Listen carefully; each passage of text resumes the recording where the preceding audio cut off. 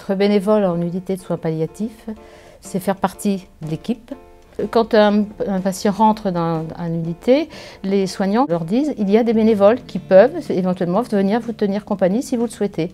Donc, et à chaque fois avant de rentrer dans une chambre, je demande aux soignants si je peux rentrer, où il en est. Et donc voilà, ça se fait naturellement. Comme je disais, le bénévole surtout, il n'a pas cette blouse blanche. Donc il n'est pas du tout dans le faire, on est dans l'écoute. Par contre, nous avons un badge, le badge de notre association Rivage. Nous sommes un lien avec la société civile et naturellement, les échanges vont se faire avec le patient. Il va nous parler de son travail, de sa famille, de ses passions. On replace le malade dans la société et la famille nous voit aussi comme quelqu'un d'extérieur, qui apporte quelque chose de l'extérieur.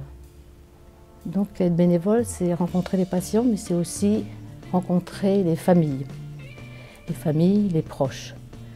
Quand un patient a de la visite, nous rentrons quand même dans les chambres. C'est important de se présenter, de faire connaissance avec la famille.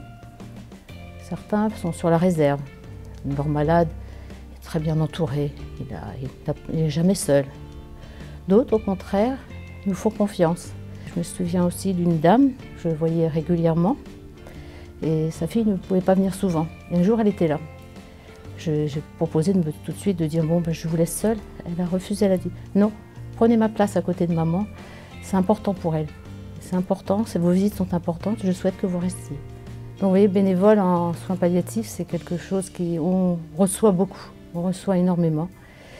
Et ça fait 11 ans que je suis bénévole et j'ai encore cette envie de continuer ce bénévolat. On est d'ailleurs une équipe de 4, très soudée, et on dépend de l'association Rivage, qui nous soutient surtout beaucoup.